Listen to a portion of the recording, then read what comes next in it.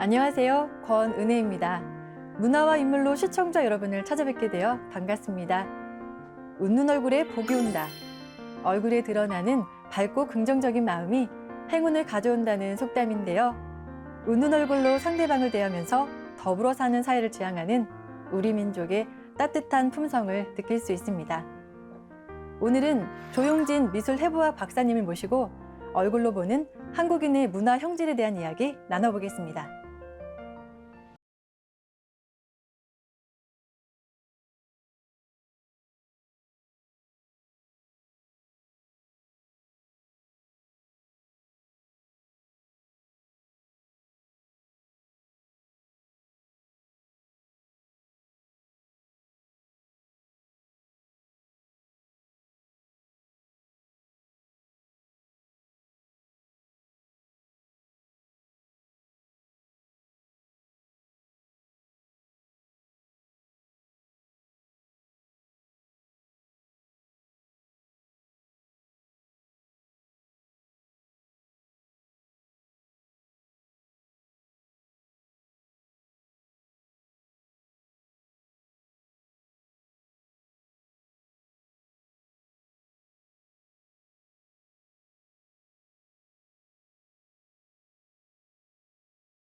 네, 박사님은 얼굴의 특징으로 한국인을 연구하신다고요? 그렇습니다. 예. 이제 얼굴이라는 게 우리 한국인 얼굴을 보면 일본인하고 다르고 중국인하고 다르고 이게 다르죠. 네. 예, 이 다르다는 것은 뭔가 의미가 있을 거다 이런 생각을 가지고 얼굴을 연구했는데 얼굴을 어떻게 연구하냐면 자로 재서 연구를 했습니다. 한국인의 문화 형질을 연구한다고 하셨는데요. 어떤 방법으로 이루어지는 건가요? 예. 결국 한국인이 살아가면서 행동하는 모든 게 문화지 않습니까? 네. 예. 그 문화가 우리 한국인의 형질과 상관이 있다 이런 생각을 갖게 됐습니다. 우리 형질이라는 것은 결국 유전자에 의해서 만들어지는 건데 한반도 안에 유전자 풀이 마련되어 있고 중국에도 중국인 유전자 풀이 마련되어 있고 일본은 또 일본 유전자 풀이 마련되어 있죠. 한 3만 년 전에는 별로 다르지 않았는데 그 안에서 자기들끼리만 결혼하다 보니까 그 유전자라는 거는 그 안에 조금 많은 유전자는 결합 빈도가 높기 때문에 점점 많아지게 됩니다. 그래서 원래는 중국 사람, 한국 사람, 일본 사람이 다르지 않았습니다. 그런데 점점 다르게 되는 거예요. 네. 그 얼굴도 다르게 됐고 뇌도 다르게 됐고 그러니까 이제 마음도 다르게 됐고 근데 그분들하고 지금 또 어울려서 살아야 되잖아요. 예. 또 우리 안에서도 한국 안에서도 원래는 사람이 다르지 않았는데 살다 보니까 점점 달라진 거예요. 지역마다도 달라지고. 그래서 이런 것들에 대한 이해가 있어야 앞으로 국제사회에서 우리 한국인이 살아갈 방향도 찾고 또 한국 내에서도 우리가 어떤 갈등이 있다면 그 갈등을 어떻게 이제 치료할 방법도 찾고 또 교육을 해야 된다면 어떻게 교육하는 것이 효과적인가 이런 생각을 하게 된 거죠. 네. 그럼 박사님의 이런 연구는 어디에 사용되나요? 예, 그러니까 이제 아주 기본부터 생각했습니다. 저는 이제 서울교육대학 교수를 했는데 미술 교수를 했죠. 근데 이제 우리 대한민국 헌법을 문화헌법이라고 합니다. 왜 문화헌법이라고 하냐면 전통 문화를 계승 발전시켜서 민족 문화를 창달하자. 그게 우리 헌법 구조에 있습니다. 일본은 평화헌법이라고 한답니다. 왜 그런가 했더니 헌법 구조가 전쟁하지 말자랍니다. 근데 우리처럼 문화를 가지고 잘해보자고 하는 헌법을 가진 나라는 우리나라밖에 없답니다. 그래서 대한민국 헌법을 문화헌법이라고 한답니다. 근데 저는 교육대학 교수인데 미술 교수니까 문화를 교육하는 사람이잖아요. 더구나 저는 동양화가니까 전통 문화를 관련되는 사람이잖아요. 그래서 우리 전통 문화를 헌법의 정신에 위배되지 않게 교육하려면 어떻게 해야 되나 이제 이런 생각을 하게 된 거죠. 그래서 전통 문화라는 게 뭔가 결국은 우리 한국인이 만든 거니까 한국인을 먼저 알아야 되겠다. 한국인을 아는 방법이 여러 가지 있고 많은 분들이 다 연구하고 계시지만 나는 한국인 얼굴과 몸과 뇌와 뭐 이런 것에 상관성을 한번 찾아봐야 되겠다. 이런 생각을 하게 된 거죠. 그래서 뭐 쓸 곳은 아주 많습니다. 그래서 지금 이제 얼굴학이라는 게 세계적으로 우선 이제 얼굴 과학, 얼굴이라는 게 뭔가 이걸 학문적으로 연구한 적이 없습니다. 왜냐하면 얼굴을 연구하지 않아도 다 사는데 아무 지장이 없어요. 그래서 연구를 안 한 겁니다. 그래서 얼굴을 과학적으로 먼저 연구해야 되겠다. 이게 이제 얼굴 과학이라고 할 수 있죠. 과학적으로 연구하려면 어떻게 해야 되냐면 우리가 예를 들어서 어떤 분이 미인이다. 누구든지 보면 알지만 그렇게 느끼지만 왜 저 사람을 미인으로 우리가 느끼나? 저분의 얼굴은 다른 분들하고 어디가 어떻게 다른가? 이걸 계량화해서 밝혀야 학문이 되거든요. 그래서 저는 이제 그래서 얼굴을 재고 몸을 재고 이런 일을 해서 그동안 세계 각지에 한 2만 명 얼굴을 측정을 했습니다. 사실은 2만 명도 더 될 겁니다. 그 다음에 이제 얼굴 의학이죠. 이 얼굴에 대해서 알았으면 그러면 이걸 의학적으로 어떻게 응용할 방도가 없나 이걸 연구하는 거죠. 얼굴 의학. 세계적으로 이런 연구를 하고 있는 겁니다. 그 다음에 이제 얼굴 공학입니다. 이 얼굴을 알았으면 이걸 가지고 공학적으로 응용해서 좀 인간 생활에 편리하게 할 수 있는 방법이 없나. 예를 들어서 요즘 우리가 잘 이제 알고 쓰고 있는 이제 얼굴 인식 장치라든가 이런 게 다른 나라도 굉장히 힘들어서 연구들을 하고 있습니다. 그런 것도 이제 할 기본 바탕을 마련하는 거죠. 그 다음에는 얼굴에 관련된 문화가 아주 많습니다. 인간 사회에는. 그렇기 때문에 얼굴 문화학, 얼굴 과학을 해가지고 얼굴 의학으로 응용하고 얼굴 공학적으로 응용할 방도를 찾고 그다음에 이걸 문화적으로 정리해서 인문학적으로 하고 이 네 가지가 이제 세계 얼굴학의 이제 그 분류이고 동향인데 뭐 저도 이제 그런 네 가지 관심사를 가지고 여태 이제 해오고 있는 거죠. 그 한국인의 문화 형질이 다양하다고 하셨는데요. 그렇다면 한국인이 나아가야 할 방향성은? 뭐 그런 것도 다 어느 정도 이제 감이 잡히는 것 같습니다. 우리 한국인은 이제 어떻게 만들어졌느냐부터 생각을 해야 되겠죠. 원래 한국 땅에 한국인이 저절로 생겨서 우리가 그 유전자를 물려받아서 한국인이 된 게 아닙니다. 그럼 한국인이 어디서 왔을까? 어디서 온 거잖아요. 어디서 왔을까? 이제 기본적으로 생각하면 일단 사람은 나체로 태어납니다. 털이 없습니다. 그러니까 추운 지역에서 발생했을 리가 없습니다. 그럼 따뜻한 지역인데 옷 없이 따뜻하게 살려면 연중 26도 이하로 내려가지 않는 지역이라야만 됩니다. 26도 이하가 되면 사람은 추워서 잘 때 체온이 떨어져서 살 수가 없어요. 체온이 4도만 떨어지면 스스로 깨나기가 어려우니까. 그러면 지구가 이렇게 넓지만 그중에 연중 26도 이하로 떨어지지 않는 지역은 3군데밖에 없습니다. 중부 아프리카하고 인도네시아, 말레이시아가 있는 지금 순다 열도 그 지역하고 그다음에 아마존강 유역하고 이 3군데밖에 없어요. 그럼 그 셋 중에 어딜까?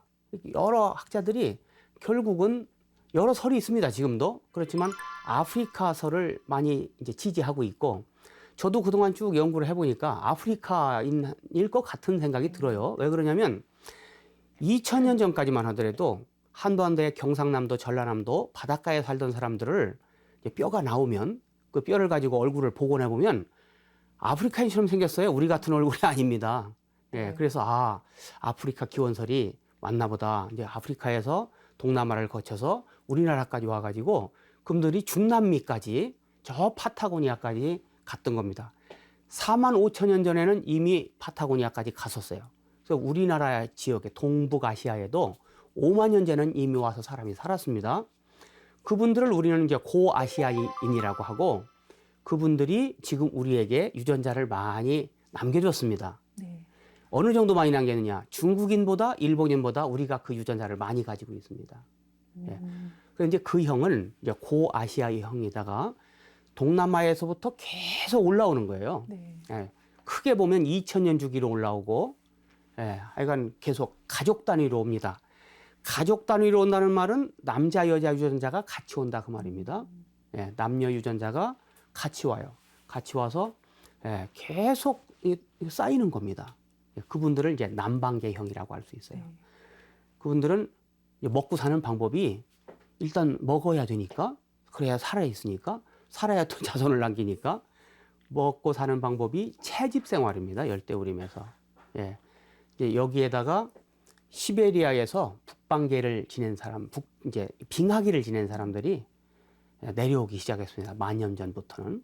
그 두 형이 섞여서 이제 한국인이 됐는데, 중국인보다 일본인보다 우리가 그 시베리아계 유전자를 많이 가지고 있습니다. 이것이 우리 한국인의 이제 특색이고, 먹고 사는 방법이 수만 년 동안 달랐기 때문에 뇌가 달라요. 두 형은. 그 성질이 다른 뇌가 모여서 한국인을 구성하고 있기 때문에 결과적으로 세계에서 제일 다양하니까 우리는 그동안 단일민족이라고 배웠는데, 저도 그렇게 배웠는데, 제가 연구를 해보니까 우리 한국인은 단일민족이 아니고 제일 다양한 민족이에요. 근데 인구에 비해서 다양하니까 네. 예, 그 다양성이 더 크다고 볼 수 있죠. 박사님 말씀을 듣고 보니까 확연하게 다른 점을 알 것 같은데요. 그 말씀하신 일본인과 중국인, 한국인의 차이를 지금 말씀해 주신 거죠. 예. 우리 용모를 만드는 유전자는 아주 수가 적습니다. 예를 들어서 그 이빨, 치아 만드는 유전자가 가장 적을 것으로 보고 있습니다. 그러니까 세상에 동물이 그렇게 많은데 이빨은 세 종류밖에 없어요. 풀을 갈아먹는 소나 말 같은 이빨, 그 다음에 저 고기를 먹는, 예, 그리고 가위처럼 이렇게 어금니가 썰어 먹는 이빨, 그러니까 사람처럼 이렇게 열매 같은 걸 으깨 먹는 이빨. 이게 사실은 세 종류예요. 유전자 수가 적기 때문에 동물 수가 많아도 가지 수가 많아도 이 종류는 세 가지란 말이죠. 돌고래 이런 거 빼고, 예, 그런 식으로 이제 우리 눈, 코, 입, 귀를 만드는 유전자도 아주 수가 적기 때문에 후손에게 이게 잘 물려집니다. 자, 예를 들어 코 만드는 유전자가 한 개다. 그러면은 내가 아빠 유전자를 안 받을 수가 없죠. 예, 그래서 유전자를 다 받게 됩니다. 그리고 우리 용모 유전자는 조상의 것을 안 받을 수가 없어요. 적어서 다 받게 돼. 그럼 우리 한국인은 우리 이렇게 생겼다는 것은 우리 조상님들이 유전자가 이랬다는 걸 뜻하는 거거든요. 예. 예, 그 다음에 뇌 유전자는 조상으로부터 너무 많이 내려옵니다. 그래서 또 안 받을 수가 없습니다. 예, 그러니까 우리 한국인이 다양하니까 결국은 교육을 어떻게 해야 되느냐 그런 문제가 생기는 거죠. 예. 다양하면 사실은 이제 교육은 궁극적으로는 개인을 위한 겁니다. 그렇죠? 어떤 사람은 우리 국민 중에 중요하고 어떤 사람은 덜 중요하고 그런 게 아니잖아요. 그 개인 한 명 한 명 국민 모두가 똑같이 중요하지 않습니까? 그러니까 교육을 성공적으로 잘한다는 거는 각 개인에게 맞는 교육을 잘해줘야 된다. 그 말이 되는 겁니다. 그런데 우리 일본인 같은 경우에 예를 들어서 뭐 전부 똑같다. 그러면 한 교실에 놓고 똑같이 교육하면 되죠. 근데 우리는 다양하니까 똑같이 놓고 하면은 어떤 사람에게는 좋지만 어떤 사람에게는 덜 맞거나 나쁠 수도 있단 말이죠. 예, 그러니까 교육 방법을 결국 우리 형질에 맞게 해야 된다. 그런 생각을 갖게 되는 거죠. 근데 우리 한국인은 다양해요. 결국은 그러니까 앞으로 교육이 가야 되는 방향처럼 개개인 맞춤 교육으로 다양한 방법을 개발해야 된다. 그 말이죠. 예. 네. 예. 그러면 우리 한국인은 다양하다. 그 말은 뭐냐면 남방계가 가진 소질과 능력이 있고 북방계가 가진 소질이 따로 있어요. 예. 그러면 남방계형은 북방계가 가진 걸 잘 못합니다. 네. 그럼 남방계에게는 본래 가진 것을 키워주고 북방계는 북방계가 가진 본래 것을 키워주고 모자란 거 남방계적인 것을 나중에 갖도록 해주면 교육이 되는 거죠.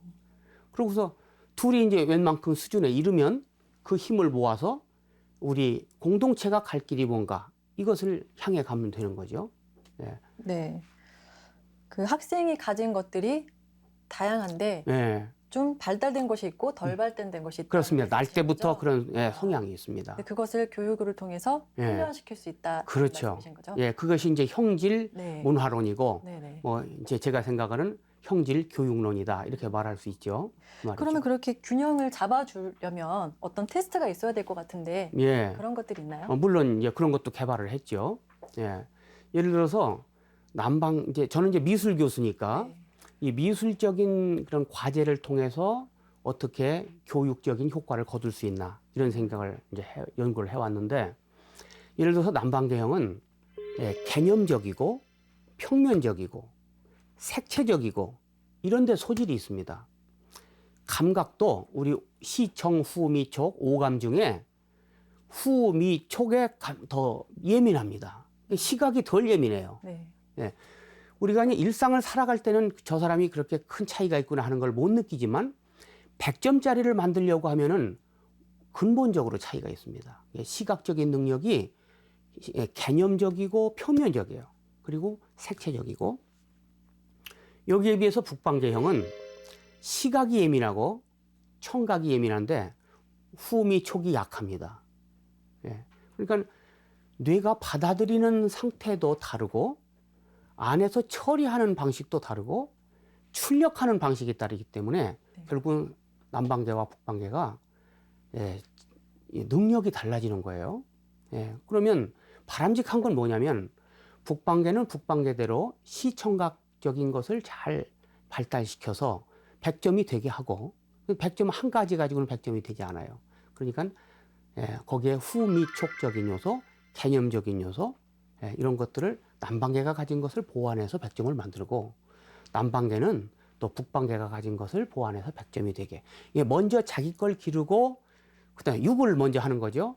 그다음에 교를 해서 평균 점수를 올려놓고 그다음에 그 두 개의 역량으로 공동 목표를 지향하는 거. 이걸 이제 생각할 수 있죠. 네. 말씀을 들어보니까 남방계와 북방계로 크게 나뉜다고 하셨는데 나는 어느 쪽에 속할까 이것도 굉장히 궁금하거든요. 그렇습니다. 예, 제가 이런 얘기를 하면 네. 다 그걸 궁금해하는데 네. 아주 쉽습니다. 구별법이 있나요?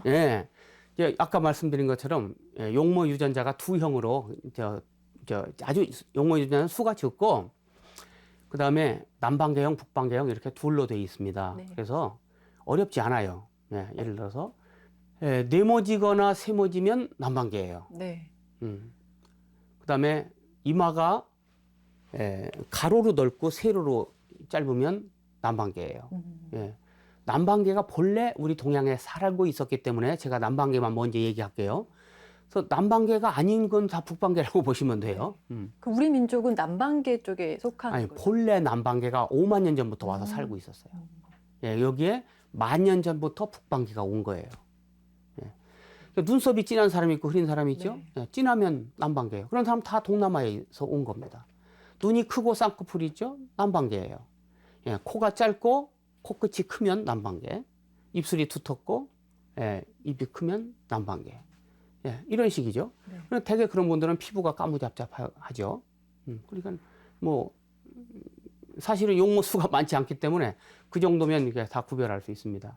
근데 일반인들은 얼굴을 그렇게 보지 않고 느낌으로 보죠. 그래서 맘 좋게 생겼네 또는 까다롭게 생겼네 이렇게 인상으로 보는 거예요.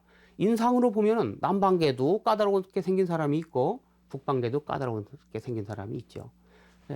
그러니까 요 용모 유전자하고 뇌 유전자가 오래 붙어서 왔기 때문에 상관성이 매우 높습니다. 네, 우리 주변 국가 중에 몽골인들이 우리 민족하고 가장 닮았다고 하는데요. 네, 어떻게 보고 계시나요? 예.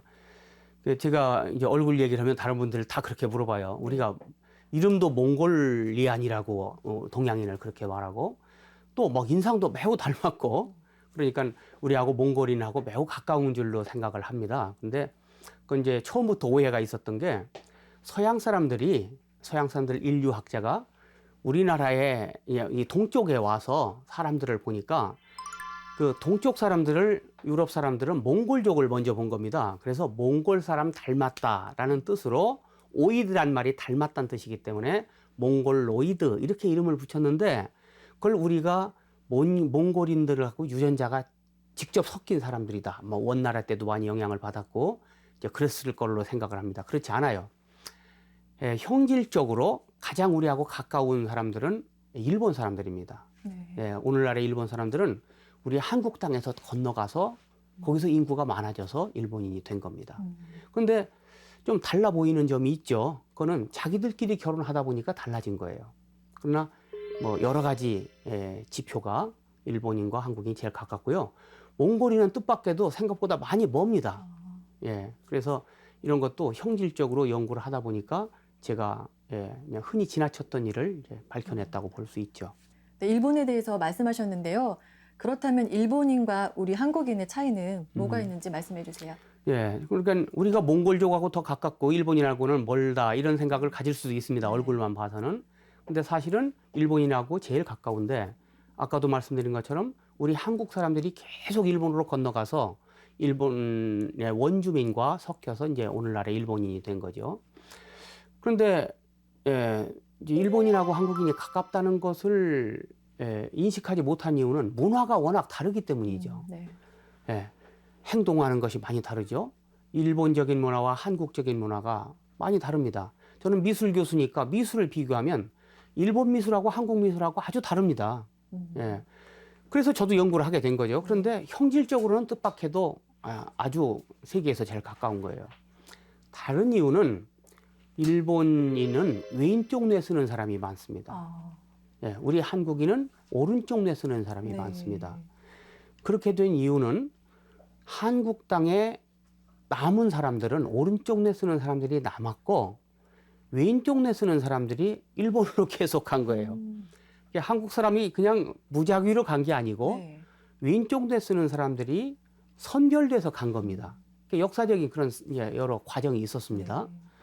그래서 지금은 일본인들은 왼쪽 뇌 쓰는 사람들끼리 모여서 자기들끼리 결혼하니까 점점 왼쪽 뇌 쓰는 사람이 많아져서 인구의 70%가 왼쪽 뇌 쓰는 사람이 됐습니다. 우리는 오른쪽 뇌 쓰는 사람들이 남아서 오른쪽 뇌를 쓰는 사람끼리 계속 결혼하니까 지금은 인구의 70%가 오른쪽 뇌 쓰는 사람들이 됐습니다. 예, 오른쪽 뇌 쓰는 사람이란 게 뭐냐? 그러면 좀 감각적으로 생각하는 사람이에요. 예, 오른쪽 뇌가 시청, 후미, 촉, 감각을 정보로 해서 생각하는 그런 뇌니까. 예, 그럼 일본 사람들은 뭐냐? 왼쪽 뇌 쓰는 사람? 그 사람들은 말과 숫자를 가지고 생각하는 사람들이에요. 한국 사람도 말과 숫자로 생각하죠. 일본 사람도 감각으로 합니다. 그런데 수가 조금 많아지면 사회 분위기가 달라지는 거예요. 그래서 일본 땅에서 태어나면 우선 왼쪽 뇌 쓰는 엄마를 만날 확률이 높죠. 그다음에 왼쪽 뇌 쓰는 친구들하고 놀러 다니게 되죠. 왼쪽 뇌 쓰는 직장 상사를 만나게 되죠. 그래서 일생 동안 왼쪽 뇌를 쓸 기회가 많아집니다. 사람은 수명이 길기 때문에 20년, 30년, 40년, 50년 왼쪽 뇌를 많이 쓰게 되는 거예요. 우리나라는 반대로 오른쪽 뇌를 쓰는 사람이 많아지는 거예요. 사회 분위기가 오른쪽 뇌적으로 되는 거죠. 그래서 그러면 숙제가 다 풀리죠. 예를 들어서 한국 사람들이 인구도 적은데 이렇게 예능 방면에 또는 예술 방면에 두각을 나타내서 한류 열풍을 일으키고 막 지금 무슨 방탄소년단이 저렇게 세계적인 인기를 끌고 할 수 있나? 다 그게 오른쪽 뇌로 하는 일이거든요. 그러니까 우리는 나서부터 한국 땅에서 살면은 오른쪽 뇌 쓰는 엄마를 만나게 되고 오른쪽 뇌 쓰는 친구가 놀러 다니게 되고 오른쪽 뇌 쓰는 직장 상사를 만나게 되고 오른쪽 뇌에 대한 자극을 많이 받아서 저절로 오른쪽 뇌가 발달하는 겁니다. 크게 말하면 한국인은 왼쪽 뇌를 지금보다 더 쓰게 하면 돼요. 그래서 그럼 오른쪽 뇌를 쓰지 못하게 하느냐? 그건 아니죠. 오른쪽 뇌 계속 쓰고 또 그건 타고난 거니까 못하게 되지 않습니다. 잘하는 건 잘하게 하고 모자라는 건 보완을 해줘야 어느 정도 국제 수준으로 그렇게 하면은 국제적으로도 인정받고 어깨를 겨루면서 내 잘하는 걸로 존중받는 이런 사람들이 되게 할 수 있죠. 네, 그렇다면 사용하는 뇌에 따라서 민족성도 달라질 수 있나요? 예, 그러니까 재능 자체는 변화하지 않아요. 그런데 어떤 활동이나 어떤 행동을 많이 하느냐에 따라서 그 가지고 있는 재능을 많이 쓰게 되니까 그게 발달하게 되는 거거든요. 그러니까 원래 재능 자체는 민족에 따라서 큰 차이는 없는 것 같습니다. 그림 그리는 재능, 운동하는 재능 이런 거는 민족에 따라 큰 차이가 없는데 그 사회에 태어나면 어떤 재능을 발휘하거나 이제 숙련시키거나 이런 기회가 이제 증가하게 되는 거죠. 그래서 그게 결과적으로 볼 때는 민족성이 다르다 이렇게 보이는 것 같습니다. 엄밀하게 말하면 민족성이 다른 게 아니라 민족성이 달라지는 겁니다. 환경에 의해서. 그러니까 우리는 아무래도 오른쪽 뇌를 많이 자극받고 감성적으로 또는 감정적으로 하는 일을 많이 하게 되고 그런 일을 옆에서 자꾸 보게 되니까 예를 들어서 드라마 같은 것도 막 둘이 싸우는 것을 자꾸 보여준다든가 어느 나라에서는 뭐 차분차분하게 논리적으로 푸는 것으로만 보여준다든가 그러면은 그런 것들이 유전자는 어떻든 간에 그런 것들에 자극을 받아서 행동 양식이 조금씩 달라지게 되는 겁니다. 그것이 결과적으로 겉으로 볼 때는 민족성이 다르다 이렇게 보이는 거죠. 그래서 결과적으로 어쨌든 다른 거예요. 네. 결과가 다르니까. 우리는 좀 다른 민족에 비해서는 좀 감성적인 면이 강한 민족성을 가졌다 이렇게 이제 보일 수 있게 되는 거죠. 그 민족이란 자체가 사실은 존재하지 않고 인위적으로 갈라놓은 것이다라는 견해가 있는데요. 박사님 어떻게 생각하시나요? 예, 저도 그런 얘기 들었습니다. 저는 한국인이 뭔가 막 연구하고 있는데 어떤 분들은 민족이라는 건 추상적인 개념이고 사람의 어떤 기준으로 인위적인 기준으로 갈라놓은 거다. 사실 민족은 없다. 사람은 다 똑같다. 이제 그런 견해죠. 그 말도 맞습니다. 예. 사람이 원숭이하고도 별로 차이가 없어요. 1% 정도밖에 차이가 없고 또 인종 간에도 1% 차이밖에 없습니다. 많이 달라 보이지만 또 같은 중국인, 한국인, 일본인 간에도 1% 정도 차이밖에 없는 거죠. 그러니까 정말 차이가 없는 건데 사실은 그 차이는 1%지만 그 1%가 꼭 존재하는 거기 때문에 유전자에 의해서. 예. 그래서 그게 없으면 이런 차이가 나타나지 않아요. 행동의 차이라든가 이런 게. 그러니까 저는 적지만 그 차이를 중요하게 인정해야 된다. 80점 맞을 때까지는 상관이 없습니다. 그러나 100점 맞으려고 하면 그 1%의 차이가 결국은 차이를 만들기 때문이죠.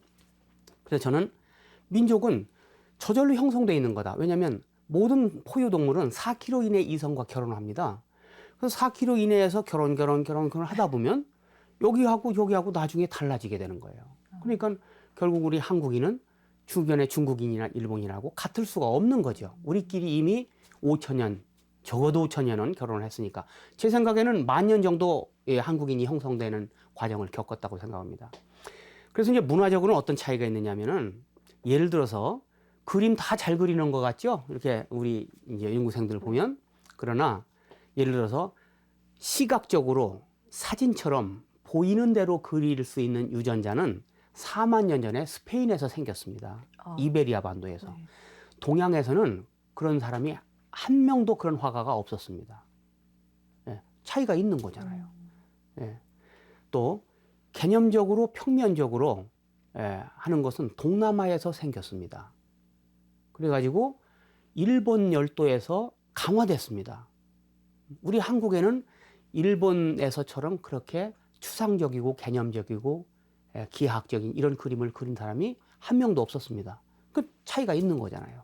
그러니까 크게 보면 차이가 없어요. 그러나 문화적으로 보면은 문화라는 건 개성을 가지고 논하는 거기 때문에 분명히 민족 그 지역에 따라서 민족에 따라서 차이가 있는 겁니다. 그 차이를 무시하면은 교육이 지향해야 될 바가 없는 거죠. 자, 우리 헌법에 전통 문화를 창달하자, 계승하자, 창달하자 그렇게 돼 있는데 결국은 뭐가 있어야 계승을 하죠. 차이가 없다면 계승할 것도 없는 거죠. 또 있어야 창달을 하죠. 차이가 없다면 창달할 게 없는 거죠. 그래서 저는 민족은 존재한다. 적어도 형질적으로 그 존재 자체가 의미가 있다. 그게 나쁜 게 아니고 그걸 서로 존중해야 된다. 그리고 그거는 자기들끼리 그 가까이서 결혼하기 때문에 없어질래야 없어질 수가 없고 점점 더 강화됩니다. 그렇기 때문에 그 민족에게 의미가 있는 거다. 그래서 서로 존중하고 키워야 된다. 이런 입장입니다. 연구를 하면 할수록 점점 그런 고집을 더 부리게 됩니다. 네. 아까 그 한국인이 아마 1만 년 전쯤에 생겨난 것으로 추정이 된다고 하셨는데요. 예. 거기에 대한 설명 좀 자세히 부탁드립니다. 예. 그러니까 한반도에 먼저 남방계가 와서 5만 년 전부터 살고 있었습니다. 그게 이제 고아시아인이라고 했죠. 그다음에 2000년 주기로 남쪽에서 계속 올라옵니다. 그래서 그게 뭐냐면 남방계들이 살고 있었던 거예요. 남방계들이 와서 살아도 똑같지는 않아요. 왜 그러냐면 와서 자기들끼리 결혼하니까 산자락 이쪽 동네 사람은 조금 눈썹 진한 사람이 많았다. 그러면 점점 눈썹이 진해지는 거예요. 그 옆 동네 사람은 자기들끼리 결혼하니까 눈썹이 점점 흐려지는 거예요. 예를 들어서. 그래서 같은 남쪽에서 와도 한국에 와서 똑같지 않고 서로 달라지게 됩니다. 예.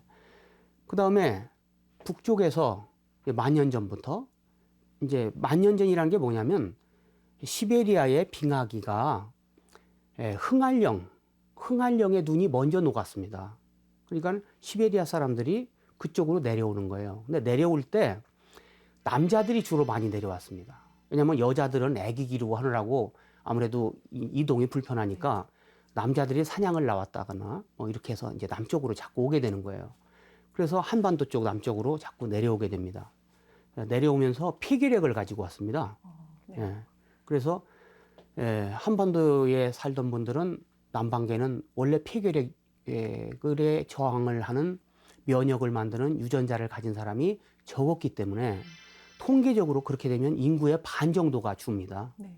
예. 그래서 남방계는 인구가 자꾸 줄고 북방계는 자꾸 많이 내려오고 그러니까 점점 북방계의 영향이 커지게 된 겁니다.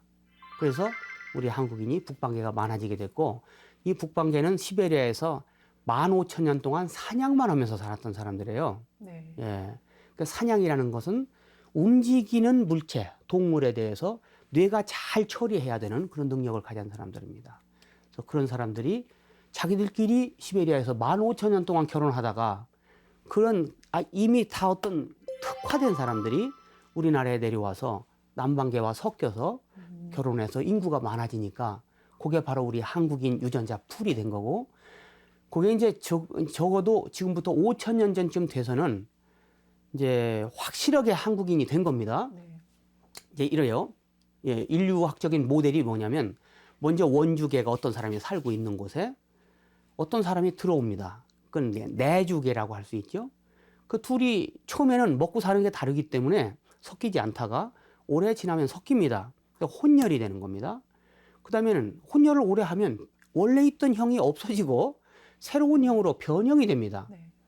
이 변형된 형이 더 자기들끼리 오래 살다 보면 아주 고착이 돼버립니다. 그걸 치환이라고 그럽니다. 그러니까 원주, 내주, 혼혈, 변형, 치환 이렇게 되는 거예요. 5,000년 전쯤에는 이미 그 바레만 지역에 이미 치환형이 생기는 거예요. 그래서 그 치환형이 이제 우리가 말하는 고조선 사람들이죠. 네. 그 사람들이 한반도 쪽으로 많이 내려왔고 일본으로 많이 갔습니다. 네. 예, 그러는 바람에 한반도에 원래 살던 사람들에게 이 치환형이 혼혈이 된 거죠. 예, 그래서 한반도의 유전자 풀이 복잡해진 겁니다. 예, 네. 그것이 우리 한국인의 특성이죠. 그렇군요. 그런 점이 바로 일본과 중국과의 다른 점인 거죠. 그렇죠. 조금 차이예요. 조금 차이인데 그 차이가 또 자기들끼리 결혼하니까 네. 자꾸 증폭이 되는 겁니다. 그래서 이대로 놔두면 자꾸 커집니다. 자꾸 차이가 커집니다. 그렇군요. 예.